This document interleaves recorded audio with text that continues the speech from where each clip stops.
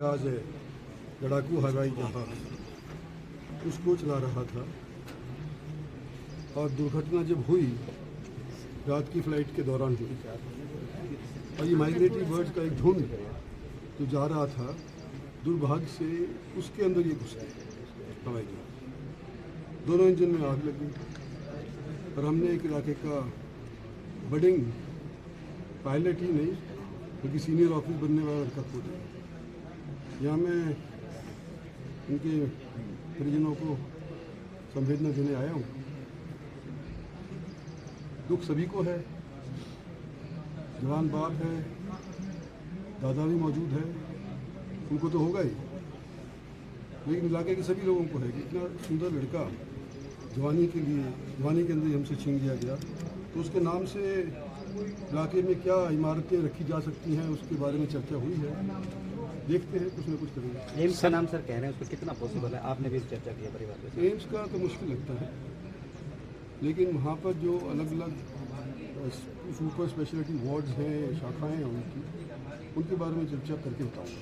Thank you sir. एक Jaguar विमान जो बताया जा रहा है थर्ड जनरेशन का बताया जा रहा है, आपको क्या लगता है कि इस विमान के बारे में आपकी क्या राय है? दूसरी शहीद की मां ने मुद्दा उठाया था।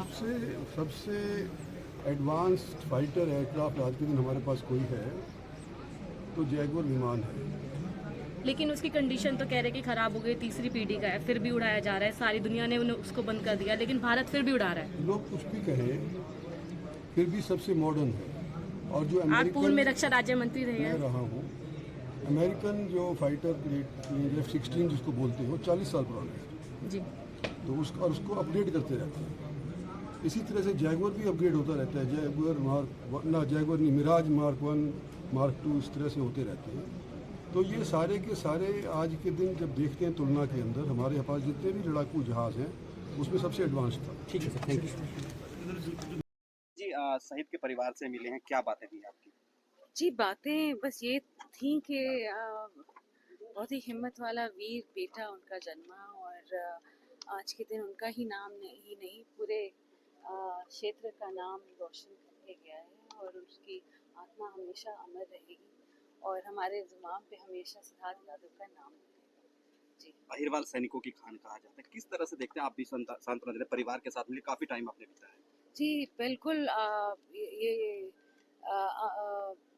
मैं बोलूँगी वीरों का परिवार है और ये क्षेत्र भी वीरों का है और हमने हमेशा अपना तट पे रहे हैं अपने देश के लिए और उन्हीं में से एक आज के दिन सिद्धार्थ यादव थे और कैसे अपने को पायलट को बचा के और अपनी प्लेन को डाइवर्ट करके मकानों को घरों को बचा के फील्ड में जाके उन्होंने क्रैश किया और बहुत लोगों की जानें बचाईं। तो आज के दिन मैं बोलती हूँ कि हर घर में ऐसा ही वीर बेटा जन्म लेना चाहिए। कुछ मांगे भी रखी मैम, कुछ मांगे भी रखी जी रखिए बिल्कुल। सर, आज राव साहब आपके आवास पर पहुंचे हैं सिद्धार्थ यादव की स्मृति में, क्या कुछ मांगे रखी है? हम इनिशियली यही मांगे रखते आए हैं कि दो हमारी मेन मांगे हैं कि जो एम्स है हमारे गांव में जो है एम्स है वो सिद्धार्थ के नाम से किया जाए और दूसरा एक गड़ी बोलनी रोड पे इंटरसेक्शन है हाईवे पे, उस पे भी उस चौक का भी नाम सिद्धार्थ के नाम पे किया जाए।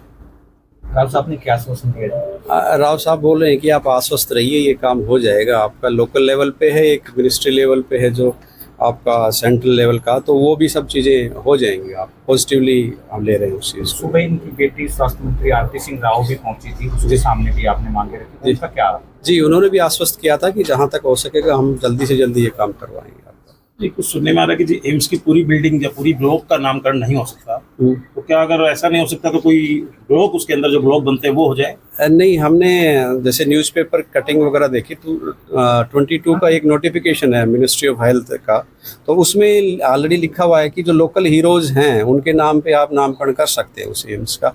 और ये हमारी गांव का है एम्स और हमारी ज़मीनें गई हैं, हमारे परिवार की ज़मीनें गई हैं एम्स, इसलिए हम बच्चे के लिए चाहते हैं अगर ये पॉसिबल हो सके तो। बाद के जैसे राव साहब ने बोला कि ब्लॉक वगैरह तो ये लोकली कभी भी अरेंज करवा देंगे।